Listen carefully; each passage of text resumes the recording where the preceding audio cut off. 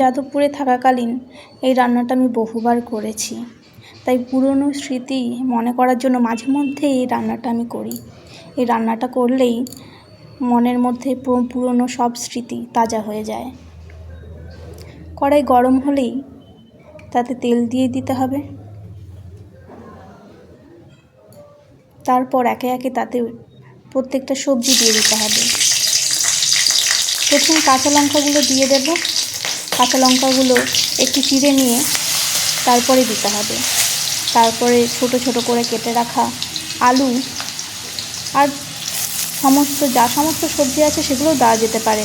আমি দিয়েছি আলু, কাঁকরোল, অনেকে সেটাকে ঘিকাল্লা বলে থাকে, পটল ছোট ছোট করে কেটে নিয়েছি এবং কুমড়ো। আলুর পরিমাণটা আমি কমই দিয়েছি। আলু যারা পছন্দ করে তারা বেশি করে দিতে পারে। আমি সবজিতে আলু একটু কমই পছন্দ করি, তাই আমি পরিমাণটা একটু কম রেখেছি। কুমড়োর পরিমাণটা একটু বেশি রেখেছি, যেহেতু কুমড়ো গলে যায় তাই আমি কুমড়োটা একটু পরে দেব।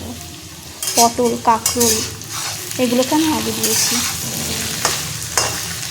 হালকা করে নেড়ে নিচ্ছি যাতে নিচে না লেগে যায়।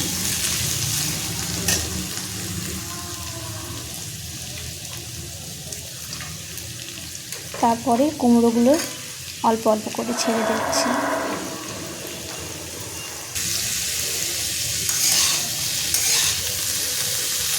হালকা করে নেড়ে নেব এবং স্বাদ অনুসারে নুন, হলুদ, রং অনুসারে আমরা দিয়ে দেব।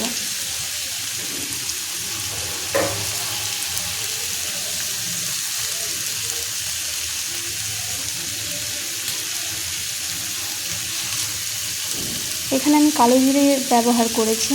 অনেকে 5 ফোড়ন ব্যবহার করে, কিন্তু এই রেসিপিটা কালো জিরে দিয়ে একবার করে দেখবেন এর স্বাদ অন্যরকম লাগবে। কালো জিরে অনেকে গরম তেলের মধ্যে ছাড়ে, কিন্তু আমার মনে হয় গরম তেলে দিলে সেটা পুড়ে যাওয়ার ভয় থাকে। আর কালো জিরে এই রকমভাবে সবজির মধ্যে ভাজা হওয়ার আগে দিলে তার একটা অন্যরকম স্বাদ লাগে এবং গন্ধ লাগে। তাই আমি সবজিগুলো দিয়েই কালো জিরে দিই এবং তখনই সমস্ত মশলাগুলোও দিয়ে দিই, নুন বা হলুদ।